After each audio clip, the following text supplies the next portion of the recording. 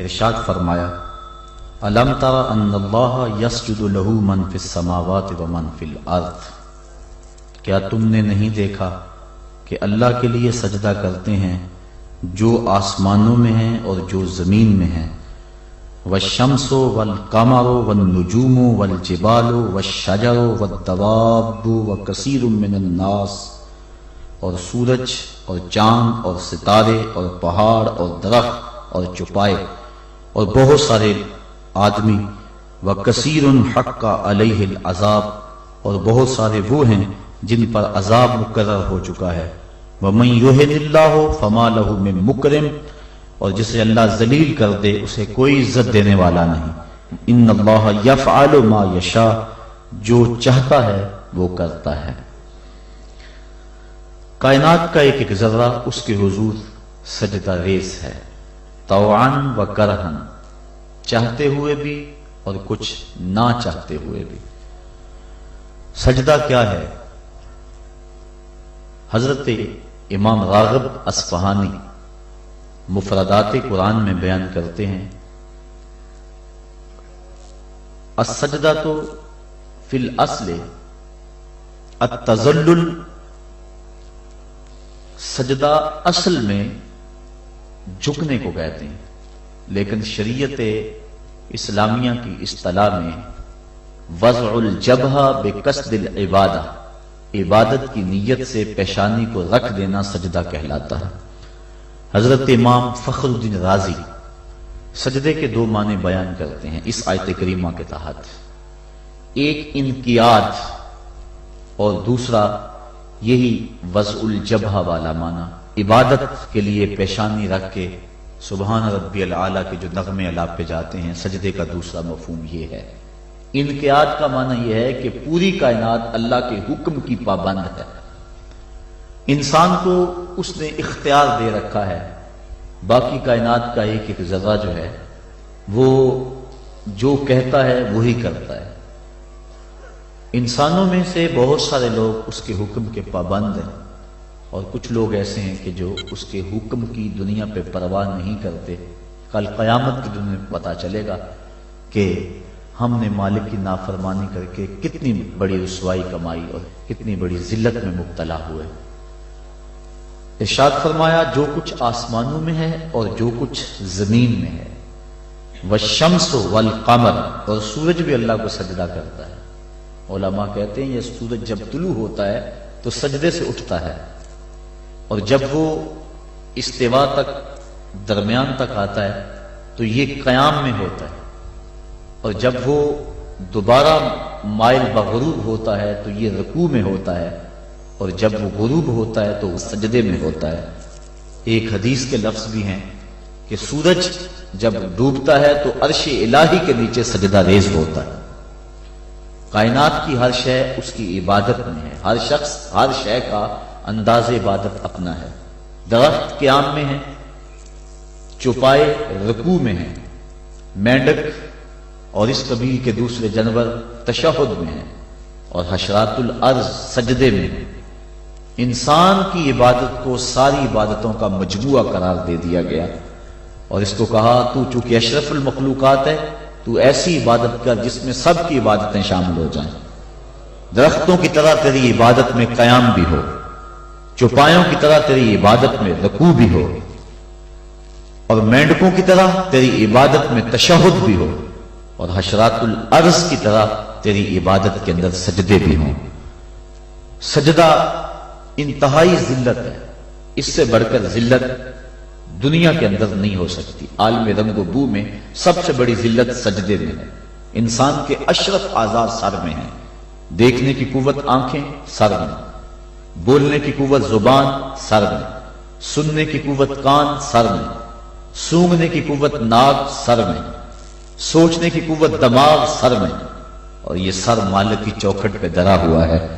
پیشانی بھی رگڑی جا رہی ہے اور ناک بھی رگڑا جا رہا ہے، اور زبان سے کیا کہہ رہا ہے؟ سبحان ربی العالی، مولا دیکھ مجھ سے بڑے ذلت میں کے درجے میں کوئی نہیں ہے اور تجھ سے اعلیٰ کوئی نہیں ہے۔ اپنے عجز کا اعلان کر رہا ہے اور مالک کی الوہیت کا اعلان کر رہا ہے۔ لیکن جب سجدے سے سر اٹھایا پھر کہا اللہ اکبر، اس کا معنی اللہ سب سے بڑا ہے، یعنی سجدے میں پہنچ کر انتہائی ذلت امیز عبادت میں مبتلا ہو کر کہیں دل کے کسی گوشے میں یہ خیال نہ بیٹھ جائے کہ میں نے اس کی عبادت کا حق ادا کر دیا۔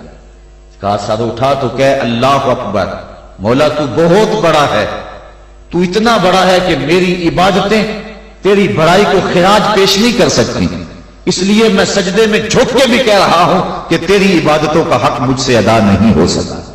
تو اتنا بالا ہے، اتنا بڑا ہے، اتنا عظیم المرتبت ہے کہ تیری عبادت کا حق ادا نہیں ہو سکتا۔ مصطفیٰ جان رحمت اللہ کی عبادت اتنی کثرت سے کی کہ حتیٰ تتورم قدماہ، یہاں تک کہ حضور کے دونوں پاؤں پہ سوجن آ جاتی، اور اللہ خود فرما رہا ہے محبوب ساری رات جاگا نہ کر، کبھی سو بھی تو لیا کر، لیکن اس کے باوجود کہتے ہیں ما عبدنا کا حق کا عبادتک، اے اللہ تیری عبادت کا جو حق تھا تیرے بندے سے ادا ہی نہیں ہو سکا۔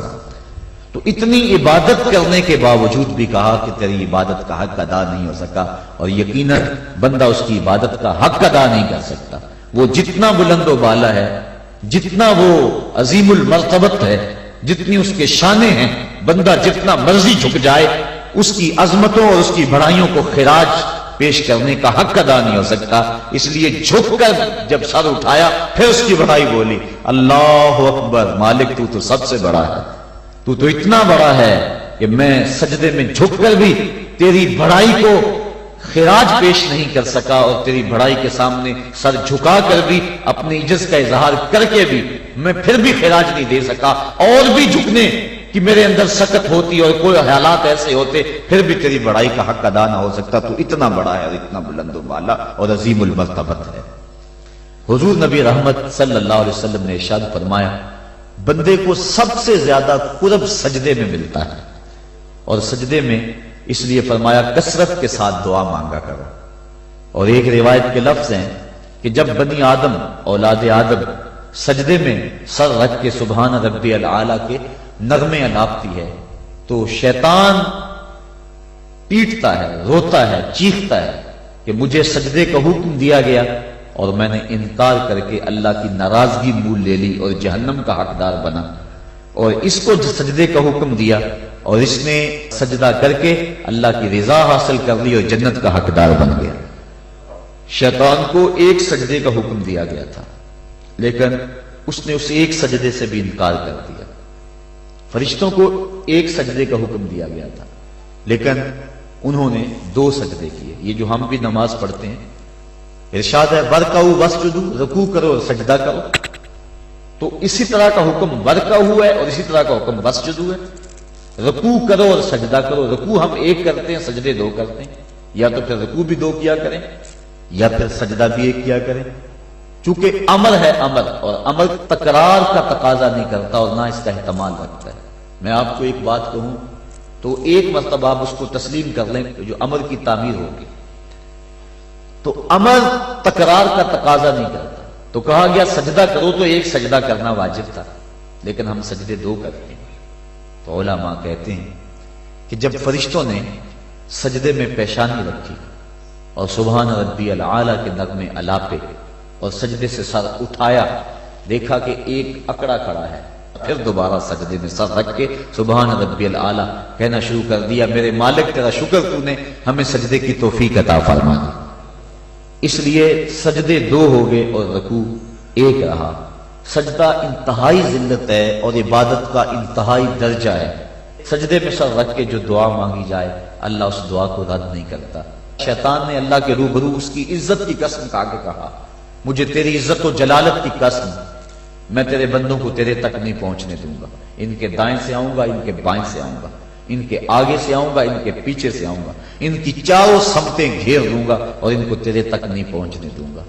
حضور فرمایا ظالم 2 رستے بھول گیا، کوئی بندہ سجدے میں پیشانی رکھ کے اس کو پکارتا ہے تو مالک اس کو بھی رستہ عطا فرما دیتا ہے، اور کوئی ہاتھ اٹھا کے دعا مانگتا ہے تو مالک اس کی بھی رد نہیں فرماتا، بلکہ حدیث کے لفظ ان ربکم حیی کریم یستحیی من عبدہ اذا رفع یدیہ ان یردہما صفرا، تمہارا رب سخی بھی ہے، زندہ بھی ہے، کریم بھی ہے، بندے جب اس کے سامنے ہاتھ پھیلا کے دعا مانگتے ہیں، اللہ فرماتا ہے مجھے شرم آتی ہے ان کے اٹھے ہوئے ہاتھوں کو خالی کیسے موڑ دو۔ تو بندے اس کے حضور جب مانگیں، مطالبہ کریں، تو مالک بندوں کی دعاؤں کو قبول کرتا ہے۔ تو یہ دو راستے کھلے ہوئے ہیں، ہاتھ اٹھا کے دعا مانگیں یا سجدے میں سر جھکا کے دعا مانگیں، تو مالک اپنے بندوں کی دعا کو قبول کرتا ہے، شرف قبولیت بخشتا ہے۔ سجدہ بندگی کا اظہار ہے، اور انسان جتنے مرضی مرتبہ کمال پہ پہنچ جائے اس کے لیے اعزاز یہ ہے کہ وہ بندہ ہو۔ حضور معراج کی قربت خاص میں جب پہنچے اور مالک نے اپنے محبوب سے پوچھا، بما اشرفو کا یا احمد، پیارے بتا تجھے کس چیز سے نوازا جائے؟ تو اس قرب خاص میں محبوب نے کیا انتخاب کیا اور کس چیز کا مطالبہ کیا؟ حضرت امام رازی نے لکھا، اور بھی علماء نے، ملا جیون تفسیرات احمدیہ میں لکھتے ہیں کہ حضور نبی رحمت صلی اللہ علیہ وسلم نے اس قرب خاص میں اللہ کی بارگاہ میں عرض کی، بنسبتی الیک شرفنی بالعبودیہ، اے اللہ ساری زندگی سجدوں میں پیشانی رکھ کے میں کہتا رہا ہوں کہ تو میرا اللہ ہے، آج تو بھی تو کہہ دے کہ تو میرا بندہ ہے، تو مجھے بندہ کہہ کے پکار دے۔ بندگی میں جو مزہ ہے بندے کے لیے، اس سے بڑا اور کوئی اعزاز ہو ہی نہیں سکتا۔ حضرت غوث اعظم شیخ عبد القادر جیلانی رحمۃ اللہ تعالی علیہ فرماتے ہیں کہ ولایت میں سب سے کمال مرتبہ جو بندے کو نصیب ہوتا ہے وہ مقام بندگی ہے۔ بندگی وہ دولت ہے کہ جو بندے کو کائنات کی قوتوں کے سامنے سینہ سفر ہونے کی قوت دیتی۔ جب خدا کے سامنے بندہ جھک جاتا ہے تو پھر کسی اور کے آگے نہیں جھکتا۔ یہ درس ہے توحید کا، یہ سبق ہے سجدے کا۔ اللہ کو سجدہ کرنے والا کسی اور کے آگے پیشانی نہیں جھکا سکتا، اور اگر کوئی اللہ کو بھی سجدے کرتا ہے اور کسی اور کے آگے بھی پیشانی جھکاتا ہے تو اس نے سجدے کی روح کو سمجھا ہی نہیں۔ توحید کے دامن میں آباد ہونے والا کائنات کی ہر شے سے بے خوف ہو جاتا ہے۔ حضرت شیخ سعدی شیرازی فرماتے ہیں، میں روح جنگل میں کھڑا تھا، ایک آدمی شیر کے اوپر سوار ہوا، ہاتھ میں سانپ کا کوڑا پکڑا ہے، میرے پاس آ کے رک گیا، میں ڈر گیا، مجھے کہنے لگا سعدی ڈر گئے ہو؟ میں نے کہا بات ہی ڈرنے کی ہے۔ کہنے لگا سعدی تو خدا کا ہو جا، خدا کی خدائی تیری ہو جائے گی۔ اللہ کے حضور جھکنے والا دنیا کے سامنے کھڑا ہو جاتا ہے، اس کو یہ سجدہ کائنات کے سامنے درس قیام دیتا ہے۔ جنگل کا بادشاہ شیر ہوتا ہے، اور جو جانور کمزور بھی اس بادشاہ کے قرب میں رہتے ہیں وہ جنگل کے بڑے بڑے جانوروں کو بھی خاطر میں نہیں لاتے۔ کیوں؟ ان کے اپنی ذات میں تو اتنی قوت نہیں ہوتی، لیکن انہیں اس شے کا احساس ہوتا ہے کہ میں جس کی صحبت میں رہ رہا ہوں وہ اس جنگل کا بادشاہ ہے، اس کی قوت کا لوہا سارے مانتے ہیں، اور اس کے قرب میں رہنے والے، اس کی گود میں رہنے والے کسی اور کو خاطر میں نہیں لاتے، اور کسی کا خوف ان کے سینے میں پیدا نہیں ہوتا۔ تو جو مالک کو ماننے والے ہیں، توحید کے دامن میں پناہ لینے والے ہیں، لا خوف علیہم ولا ہم یحزنون، کائنات کی کسی شے سے نہیں ڈرتے۔ بلکہ مفسرین نے فرمایا، یہ جو قرآن مجید میں آتا نا اتقوا اللہ، اس کا معنی اللہ سے ڈر جاؤ، اتقوا کا معنی ڈر جاؤ، لیکن اس کی نسبت اگر اور ہوگی، اس کا مفعول کوئی اور ہوگا تو پھر ڈرنے کا مفہوم نہیں ہوگا۔ اتقوا اللہ قرآن میں لفظ موجود ہے، اتقوا النار اس کا معنی یہ نہیں کریں گے آگ سے ڈر جاؤ، جبکہ لفظ تو وہی ہے، اتقوا اللہ اللہ سے ڈر جاؤ، اتقوا النار اس کا معنی ہونا چاہیے آگ سے ڈر جاؤ۔ جو لوگ لفظی ترجمہ کرنے بیٹھ جاتے ہیں اور شریعت کے مزاج سے آگاہ نہیں ہوتے، وہ ترجمہ القرآن میں بڑی غلطیاں کرتے ہیں۔ اس لیے ہر کس و ناکس کا ترجمہ نہیں پڑھنا چاہیے، دیکھنا چاہیے کہ قرآن کی روح کو اور منشا کو اور شریعت کے مزاج کو کس نے سمجھا ہے۔ تو اتقوا اللہ کا معنی اللہ سے ڈر جاؤ، اتقوا النار وہی معنی ہونا چاہیے آگ سے ڈر جاؤ، لیکن علماء کہتے ہیں، مفسرین نے اس کی تصریح کی ہے، فرماتے ہیں جب اتقوا النار کہیں گے تو اس کا معنی یہ نہیں ہوگا کہ آگ سے ڈر جاؤ، اس کا معنی ہوگا آگ سے بچ جاؤ۔ اتقوا اللہ کا معنی اللہ سے ڈر جاؤ، اتقوا النار کا معنی آگ سے بچ جاؤ۔ لفظ وہی ہے لیکن مفعول کے بدلنے سے مفہوم بدل گیا، اس لیے کہ جو مومن ہے وہ اللہ کے علاوہ کسی سے نہیں ڈرتا، اس کے سینے میں کسی کا خوف نہیں پنپ سکتا۔ حقوق اولاد کے حوالے سے میں نے گفتگو کے اندر کہا تھا، جو افراد موجود ہوں گے اس جمعہ میں انہیں اچھی طرح یاد ہوگا کہ ہم بچوں کی جب تربیت کرتے ہیں تو ان کے نفسیات کا ہمیں لحاظ رکھنا ہوگا۔ بعض کا بچہ رو رہا ہوتا ہے، ماں نے اس کو چپ کرانا ہوتا ہے، کوئی ضروری کام ہوتا ہے، بچہ چپ نہیں کرتا تو ماں اس کو چپ کرانے کے لیے بڑے جتن کرتی ہے. تو بعض کا ایسا ہوتا ہے کہ بچے کو چپ کرانے کے لیے ماں جلدی سے اس کو اپنی چھاتی سے چمٹا لیتی ہے اور کہتی ہے بچہ چپ کرو، بلی آ گئی. میں کہا کرتا ہوں کہ یہ بچے کی نفسیات پہ بہت بڑا حملہ ہے اور بچے کو بزدل بنایا گیا ہے. جو بچپن میں جس بچے کو بلی سے ڈرایا گیا، بڑا ہو کر وہ شیر کا مقابلہ نہیں کر سکتا. تو بچے کے نفسیات کے اندر یہ شے بچپن میں ہی ڈالی جائے کہ اللہ کے علاوہ کسی کا خوف اس کے سینے میں پنپنے ہی نہ پائے. یہ ہے تربیت جو ہم اپنی اولاد کی کریں. اور ایک یہ تربیت ہے جو اہل ایمان کی محمد عربی نے کی تھی. 313 ہو کے جبر کی قوتوں کے خلاف کھڑے ہو گئے. جب عمیر نے جا کے رپورٹ دی نا ابو جہل کو کہ وہ تو 3 اونٹ کھا سکیں گے اور 300 سے کچھ کم اور کچھ زیادہ ان کی تعداد ہے، اس سے زیادہ نہیں ہے، میں خوب وادیاں دیکھ آیا ہوں، میں خوب ٹیلے دیکھ آیا ہوں. تو ابو جہل نے سنادید قریش کو بلا کر کہا عمیر کی رپورٹ سنو کتنی حوصلہ افزا ہے. صبح لڑائی کی نوبت نہیں آئے گی، صبح تو رسیاں کٹھی کرو، جکڑ جکڑ کے مسلمانوں کو اونٹوں کی پشتوں پہ باندھ لیں گے اور پھر سین حرم میں جا کے کعبۃ اللہ کی دیواروں کے ساتھ باندھ دیں گے. لوگوں کو تماشا دکھایا کریں گے کہ یہ نیا دین لے کر آئے تھے اور یہ ان کا کیا حال ہے. جب اس نے رعونت بھرے اتنی زبان سے یہ جملے نکالے تو عمیر جو سارا منظر اپنی آنکھوں سے دیکھ کر آیا تھا، ابن حشام میں لفظ موجود ہیں، اس نے کہا وَلَٰكِنْ رَأَيْتُ يَا مَعْشَرَ قُرَيْشٍ الْبَلَايَا تَحْمِلُ الْمَنَايَا. اے قریش کے سرداروں اتنے بھی تکبر میں نہ آؤ، میں اپنی ان آنکھوں سے دیکھ کر آیا ہوں کہ یثرب کی اونٹنیاں اپنی پشتوں پہ نری موتیں اٹھا کے لے آئی ہیں. ان کے بدن پہ چیتڑے ہیں، ان کے پیٹ کمر سے لگے ہوئے ہیں، لیکن وہ زخمی سانپوں کی طرح پیچ و تاب کھا رہے ہیں. کل ان میں سے کوئی نہیں مرے گا جب تک تم میں سے ایک ایک کو لڑ نہیں جاتا. تم تو یہ کہتے ہو رسیاں کٹھی کرو، میرا مشورہ مانتے ہو تو رات کے اندھیرے میں بھاگ سکتے ہو تو بھاگ جاؤ. اس قوم سے لڑنا تمہارے بس کا روگ نہیں ہے جو مرنے کے لیے آئی ہے. اتنی بڑی قوت کو دیکھ کر ان کے سینے میں خوف پیدا نہیں ہوا، بلکہ آپ جانتے ہیں بدر کی تاریخ گواہ ہے کہ 2 گھوڑے تھے. ایک روایت میں صرف ایک گھوڑا تھا، 6 زرہیں تھی، 8 تلواریں تھی، 70 اونٹ تھے. اور جن کے پاس تلواریں نہیں تھیں انہوں نے کھجوروں کے ڈنڈے توڑ لیے اور ہواؤں میں لہرانے شروع کر دیے. جب یہ ملکوتی قافلہ مدینے سے باہر نکل رہا تھا، دکانوں پہ یہودی عیسائی بیٹھے تھے. انہوں نے کہا مسلمانوں کس بل بوتے پہ جا رہے ہو، کس بلتے پہ جا رہے ہو، کون سا آسرا ہے تمہارا، آلات حرب و ضرب تو تمہارے پاس موجود نہیں، اتنی بڑی قوت سے ٹکرانے جا رہے ہو جو کیل کانٹے سے اور اسلحے سے آلات حرب و ضرب سے لیس ہو کے آئی ہے، تم مقابلہ کیسے کر پاؤ گے، کس بل بوتے پہ جا رہے ہو. حضور کملی اوڑے ساتھ ساتھ چل رہے تھے. صحابہ نے اشارہ کر کے کہا نہ تیغو تیر پر تکیا، نہ خنجر پر، نہ بالے پر، بھروسہ ہے تو اس سادی سی کالی کملی والے پر.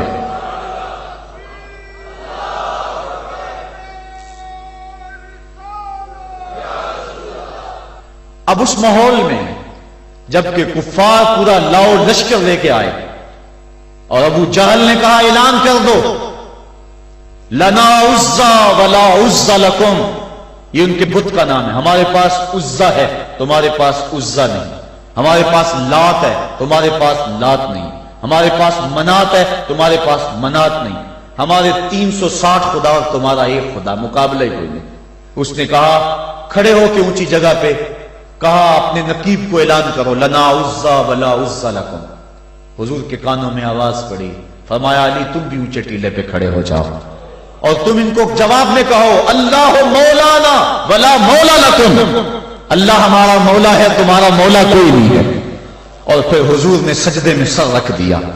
سجدہ اتنی بڑی قوت ہے، ہزاروں ایٹم بمبوں کے اندر وہ قوت نہیں ہے جو سجدے کے اندر طاقت رکھ دی. آج دنیا سے ہم ڈر رہے ہیں اس لیے کہ ہمارے سجدے چھن گئے ہیں، ہمارے سجدوں کی آبرو چھن گئی ہے، ہمارے سجدوں میں وہ حرارت اور گرمی نہیں رہی، وہ رقت اور وہ نرمی نہیں رہی. بدر کا میدان ہے، 1000 کا لشکر جرار مقابلے میں ہے اور وہ پورے لاؤ لشکر کے ساتھ ناز و تفاخر کے اندر مسلمانوں کو ملیا میٹ کر دینے کے جذبوں سے دانت پیس رہے ہیں کہ آج مسلمانوں کو کچا چبا دیں گے. مسلمانوں کے ساتھ پاس صرف 8 تلواریں اور ان کے بطن میں کھانے کے لیے کچھ نہیں. جس کھجور کو چوس کے روزہ رکھتے ہیں اسی کھجور کو چوس کے روزہ افطار کرتے ہیں. ये हालत मुसलमानों की, बदन पे चिथड़े लगे हुए कपड़े हैं, अजीब हालत है। फिर कौन सा आसरा था जो मुसलमानों के काम आया? मुस्तफा करीम ने मस्जिद आरिश में सजदे में पेशानी झुका दी। हजरत अबू बकर सिद्दीक रज़ी अल्लाह ताला अन्हु फरमाते हैं, मैं हुजूर के साथ था, सारी रात मुस्तफा रोते रहे, आंखों में आंसू हैं। हुजूर की चादर सरे अनवर से सिलक के हुजूर के कंधों पे आ जाती, फिर कंधों से पुश्त पे आ जाती। मैं उठा के हुजूर अलैहिस्सलाम के सर पे रखता और कहता, हुजूर बस करो। हुजूर बार बार रोते और अल्लाह की बारगाह में सजदे में सर डालकर इल्तिजाएं करते। लफ्ज क्या थे महबूब की जुबान पे? आज तक ऐसी नाज वाली दवा किसी ने नहीं की है जैसी दुआ मुस्तफा जाने रहमत ने की। मुस्तफा करीम सजदे में सर रखा है और क्या कहा? अल्लाहुम्मा इन तुहलिक हाज़िहिल असाबा लम तुबद फिल अर्दि अबदा। मेरे मालिक, मैं नहीं कहता कि इन लोगों को बचा ले, देख मेरी जिंदगी की कमाई यही 313 है जो मैं तेरी चौखट पे लेके हाजिर हो गया हूं। मेरी जिंदगी का कुल असासा, मेरी जिंदगी का कुल सरमाया कोहे अबू कुबैस पे किए गए दरसों का नतीजा, अक्काज की मंडी के अंदर दिए गए दरसों का नतीजा, और जिलमजार के मेले में तेरे दीन की तबलीग का नतीजा, ताइफ के बाजारों में पत्थर खा खा के जो तबलीग की उसका नतीजा, रस्ते में गड़े, रस्ते में बिछते हुए कांटे, और मक्के के बाजारों में मेरे बदन के ऊपर पड़ती हुई ओजरियां, मैंने फिर भी तेरा कलमा बुलंद किया। मेरे मालिक, मेरी पूरी जिंदगी का गदार, मेरी पूरी जिंदगी का सरमाया, मेरी जिंदगी के आंसू, मेरी जिंदगी का रोना सेने हरम के अंदर काबतुल्लाह की छांव में सजदे कर करके, कोई कभी मैंने उमर मांगा, कभी मैंने हमजा मांगा, तेरे दीन के लिए मैंने जो एक एक करके तिनका जोड़ा और ये एक छोटा सा घोंसला बनाया। ये घोंसला अब बिजलियों की जद में है, कुफ्फार की बिजलियां इस घोंसले को जला देना चाहती हैं। मेरे मालिक, मैं ये नहीं कहता कि मेरा ये घोंसला और मेरी ये मुट्ठी भर जमात और ये चंद मेरे लोग और ये मेरा सरमाया और असासा, मेरी पूरी जिंदगी की कमाई, मेरी जवानी का सरमाया जो मैंने तेरे सामने ला के रख दिया है, मैं ये नहीं कहता इनको बचा ले, लेकिन मेरे मालिक अगर ये ना रहे तो कयामत तक फिर तुझे भी खुदा कोई नहीं कहेगा। इन तुहलिक हाज़िहिल असाबा लम तुबद फिल अर्दि अबदा। अगर ये ना रहे तो कयामत तक तेरे नाम के डंके बजाने वाले भी दुनिया पे नहीं होंगे। ये हुजूर ने अल्लाह की बारगाह में दुआ की और सजदे में सर रखा है। हुजूर अलैहिस्सलाम की आंखों में अश्क जारी हैं, सजदे से कुव्वत हासिल की जा रही है। दुश्मन के मुकाबले में मुस्तफा करीम सजदे में सर रख के अल्लाह से आरजू कर रहे हैं। हजरत सैयदना सिद्दीक अकबर फरमाते हैं, अचानक हुजूर ने सर उठाया, मैं खुश हो गया कि हुजूर के चेहरे पे मुस्कुराहट थी। हुजूर मुस्कुराते हुए फरमाया, अबशर या अबा बकर हाजा जिब्रील आखिजुम बिअनान फरसिही। अबू बकर बशारत हो, वो जिब्रील अल्लाह की मदद लेकर आ गए। तो ये सजदे थे जिन सजदों ने जालिम और जाबिर कुव्वतों का मुंह तोड़ के रख दिया। हजरत अली मुर्तजा रिवायत करते हैं रज़ी अल्लाह ताला अन्हु, फरमाते हैं मैंने हाथ में तलवार थामी और मैदान में कूद पड़ा। मैंने कई काफिरों को वास्ते जहन्नम किया, फिर पलट के देखा कि मैं हुजूर की ज़ियारत कर लूं, लेकिन मुझे हुजूर नजर ना आए। मैंने ढूंढा तो एक समत हुजूर ने पेशानी सजदे में रखी हुई थी और जुबान पे लफ्ज थे, या हय्यो या कय्यूम, या हय्यो या कय्यूम। हुजूर ये पढ़ते जा रहे थे, या हय्यो या कय्यूम का वजीफा पढ़ते जा रहे थे और सजदे में पेशानी थी हुजूर की। मैं फिर दोबारा आया उस सजदे से जोश लेकर, उस सजदे से गर्मी और हरारत लेकर, और फिर दुश्मन की सफों में कूद गया। मैंने एक काफिर को वास्ते जहन्नम किया, फिर ज़ियारत के लिए वापस आया, देखा तो फिर सजदे में हुजूर ने सर रखा हुआ है और यही कह रहे हैं, या हय्यो या कय्यूम, या हय्यो या कय्यूम, या हय्यो या कय्यूम बिरहमतिक का अस्तगीस। ये जुमले हुजूर की जुबान पे और सजदे में हुजूर की पेशानी। मैं फिर गया, फिर आया, कई बार ऐसा हुआ मैं काफिर को कत्ल करता, फिर आता, हुजूर को सजदे में देखता। फरमाया फिर हुजूर ने तलवार थामी और मुस्तफा करीम मैदान जंग में कूद पड़े। लोग बढ़ चढ़ के दुश्मनों पे हमला करते थे, लेकिन जो सबसे आगे काफिरों की सफों में कूद के हमला कर रहा था वो आमना कलाल मोहम्मद मुस्तफा सल्लल्लाहु अलैहि वसल्लम। तो सजदे से वो कुव्वत मिलती है, सजदे से वो नूर और रोशनी मिलती है कि पूरे जमाने में उजाला किया जा सकता है। आज 56-57 इस्लामी मुल्क दुनिया के सामने रुसवा हो रहे हैं और दुनिया के सामने सजदा रेज हैं, इसलिए कि वो एक खुदा के सामने सजदा करना भूल गए। एक सजदा जिसे तू गरां समझता है, 1000 सजदे से आदमी को देता है नजात। آؤ اس کے حضور جھکو. اس کے حضور جھکنے والا کسی کے آگے نہیں جھکتا. سجدہ اس کو قوت دیتا ہے. تو راز کن فقاں ہے، اپنی آنکھوں پر عیاں ہو جا. خودی کا راز نہ ہو جا، خدا کا ترجمہ ہو جا. خودی میں ڈوب جا غافل، یہ سر زندگانی ہے. نکل کر حلقہ شام و سحر سے جاویداں ہو جا. گزر جا بن کے سیلے تندرو کوہ بیاباں سے. گلستان راہ میں آئے تو جوئے نغمہ کہاں ہو جا. مالک کے حضور جب بندہ عزت سے سر جھکا دیتا ہے، اللہ کی رحمتیں بندے پہ نازل ہوتی ہے. ایک روایت میں آتا ہے جب بندہ نماز کے لیے کھڑا ہوتا ہے، ابھی اس نے سجدے میں جانا ہوتا ہے، ابھی وہ قیام ہی کرتا ہے، اللہ فرماتا ہے میرے بندے کے گناہ جو ہیں اس کے بدن سے نکال کے ایک سمت کر دو، تاکہ میرا بندہ اس حالت کے اندر میرے حضور حاضر ہو کہ وہ گناہوں سے پاک اور صاف ہو. حضرت نبی رحمت صلی اللہ علیہ وآلہ وسلم فرماتے ہیں کہ پھر اس کے سارے گناہ اس کے بدن سے اتار کے ایک سمت رکھ دیے جاتے ہیں، اور بندہ مصلی پہ سبحان ربی العالی کے نغمے الاپتا ہے، رکوع کرتا ہے، سجدے کرتا ہے. جب سلام پھیر کے نماز ختم کر کے دعا کر کے جانے لگتا ہے تو فرشتے عرض کرتے ہیں مالک یہ جو گناہ اتار کے ایک سائیڈ پہ رکھے تھے یہ دوبارہ اس کو دے دیں. اللہ فرماتا ہے جس کی جھولی سے گناہ نکال لیے تھے دوبارہ اس کی جھولی میں نہیں ڈالیں. اللہ اکبر. اور ایک روایت کے لفظ ہیں کہ جب بندہ نماز کے لیے کھڑا ہوتا ہے اس کے کندھوں کے اوپر سارے گناہ آ جاتے ہیں اور اس کے سر کے اوپر گناہ آ جاتے ہیں. جب رکوع میں جاتا ہے تو کندھوں والے گناہ گر جاتے ہیں، اور جب بندہ سجدے میں سر رکھتا ہے تو اللہ تعالیٰ اس کے سارے گناہوں کو ختم کر دیتا ہے اور وہ بالکل پاک ہو جاتا ہے. حضرت سلیمان فارسی ایک دن ایک درخت کے نیچے کھڑے تھے. آپ نے درخت کی شاخ کو پکڑ کے جنبش دی، حرکت دی. موسم خزاں تھا، درخت کی شاخ کے سارے زرد پتے گر گئے.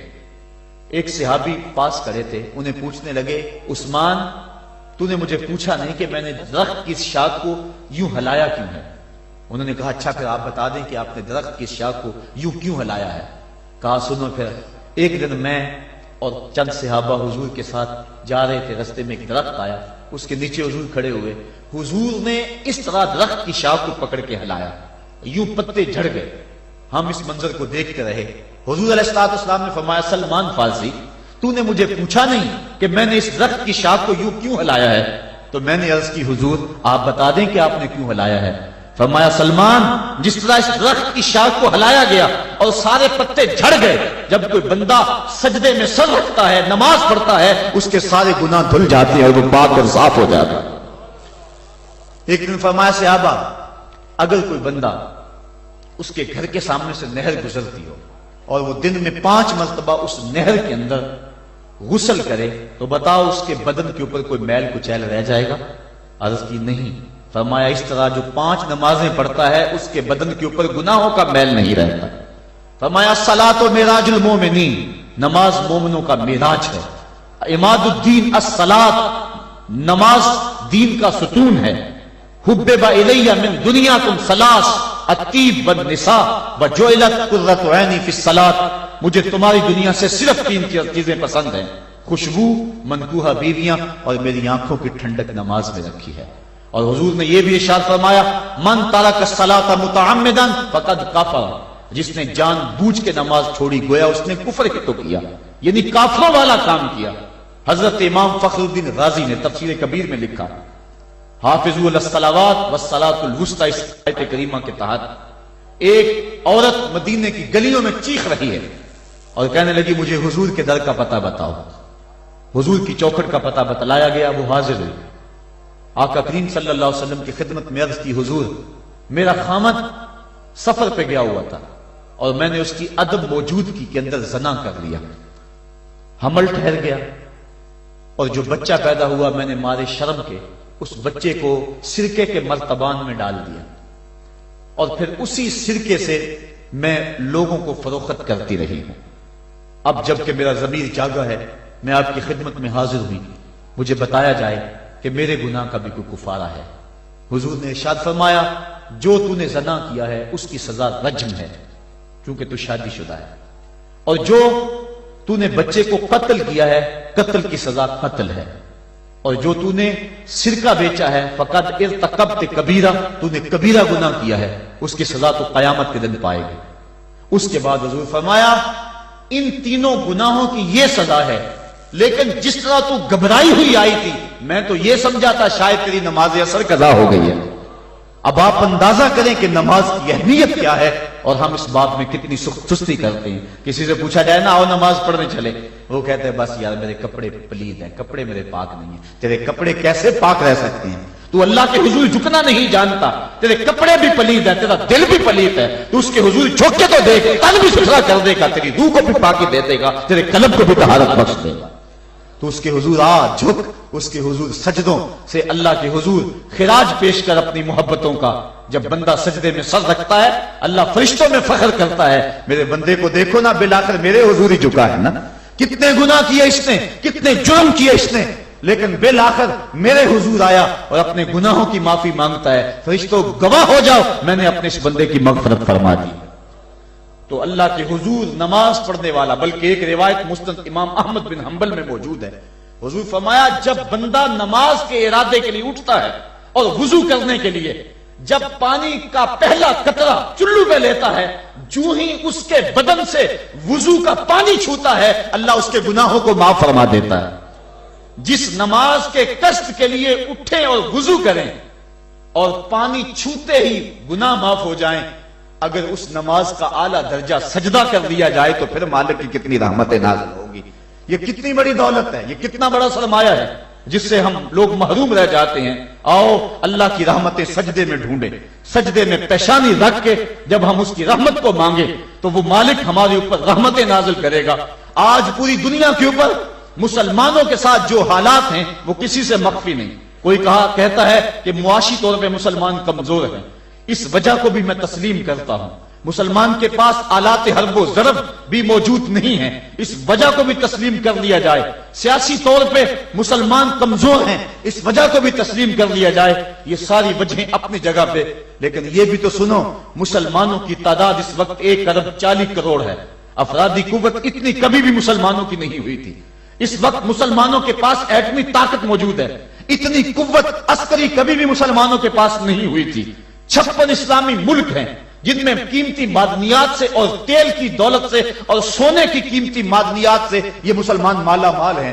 کیا کچھ نہیں ہے جو مسلمانوں کے پاس نہ ہو، لیکن ایک دولت چھن گئی مسلمانوں کے پاس، وہ سجدے کی آبرو، وہ سجدے کی عزت، وہ پیشانی رکھ کے اس رب کو پکارنا جو سب سے بالا ہے، جو سب سے بالا ہے، جس نے موسیٰ کے فرعون کو نیل کی موجوں میں ڈبو دیا۔ کیا پوری امت مسلمہ 1 ارب 40 کروڑ انسان سجدے میں سر رکھ کے سبحان ربی الاعلیٰ کے نغمے آلات کے اپنے رب سے گزارش کریں اور اپنی امت کا رونا روئیں؟ کشمیر میں لٹتی ہوئی جوانیاں اور کل قدس کے اندر بہتا ہوا خون، شبرغان سے لے کر کابل و قندھار تک اور موصل سے لے کر تکریب تک مسلمان کے اوپر جو ظلم و تشدد ہو رہے ہیں، اپنے رب کے حضور اس کا دکھڑا سنائیں اور اپنے مالک کو کہیں میرے مالک ہم لٹ گئے، ہم کٹ گئے، ہم پٹ گئے۔ اسلحے بھی موجود، افرادی قوت بھی موجود، سیاسی طاقتیں بھی موجود، لیکن اس کے باوجود مسلمان دبتا چلا جا رہا ہے۔ اسی کشتی کو ہے خوف تلاطم صد ہے منہ موڑ دیے تھے جس نے بڑھتے ہوئے طوفانوں کے، جو 300 ہو کر جرأت اور وہ طاقت اور وہ عظیمت کی داستانیں رقم کرتے ہیں کہ مالک تو بھی اس دن کو یوم فرقان کہہ کے پکارتا ہے۔ آج وہ امت بیچ منج دار کے اس امت کی کشتی ہچکولے کھا رہی ہے۔ ہماری فریاد، ہمارا استغاثہ تیرے سے ہے میرے مالک، ہمارا کھویا ہوا وقار بحال کر دے اور اس امت کو اس مرتبہ کمال تک پہنچا دے جس مرتبہ کمال تک یہ امت پہلے پہنچی تھی، اور ان کا کھویا ہوا وقار بحال کر دیا جائے۔ آج بھی ہم اگر سجدوں سے اپنے رب کو منا لیں اور وہ روٹھا ہوا رب آج بھی ہماری مدد کے لیے آ جائے تو پھر کوئی قوت، کوئی طاقت ہمیں نہیں لٹاڑ سکتی۔ آئیے ہم سجدے سے اپنے مالک، اپنے خالق اور اپنے رازق کے حضور اپنی محبتوں اور اپنی الفتوں کا خراج پیش کریں۔ نماز ایک ایسی عبادت ہے جس کا حکم قرآن میں 750 مرتبہ کے قریب دیا گیا۔ اور ایک آخری بات عرض کر کے اپنے موضوع کو سمیٹنا چاہوں گا۔ میرے اور آپ کے آقا مولا حضور نبی رحمت صلی اللہ علیہ وسلم پر جب وقت آخر آیا تو آخری وصیتیں جو حضور نے اپنی زندگی میں کی وہ کیا تھی؟ 2 وصیتیں تھی حضور کی آخری کی، جب حضور ایام مرض میں تھے، اور آخری وصیتیں اس کے بعد حضور نے کوئی کلام نہیں کیا، وہ یہی تھا الصلاۃ الصلاۃ۔ الصلاۃ الصلاۃ، لوگوں میں تمہیں نماز کی تاکید کرتا ہوں، میں نماز کی تاکید کرتا ہوں۔ اور دوسرا فرمایا جو تمہاری ملک میں تمہارے غلام اور تمہاری لونڈیاں ہیں ان کے ساتھ حسن سلوک کی تاکید کرتا ہوں۔ یہ آخری دو باتیں تھی جو حضور نے ارشاد کی، حقوق اللہ کے حوالے سے نماز اور حقوق العباد کے حوالے سے حضور نے کمزوروں کے حق ان تک پہنچانے کی تاکید امت کو دی، اور اس کے بعد پھر حضور انتقال کر گئے۔ آئیے ہم سجدوں سے اپنے رب کو راضی رکھیں۔ اللہ مجھے آپ کو توفیق عمل عطا فرمائے۔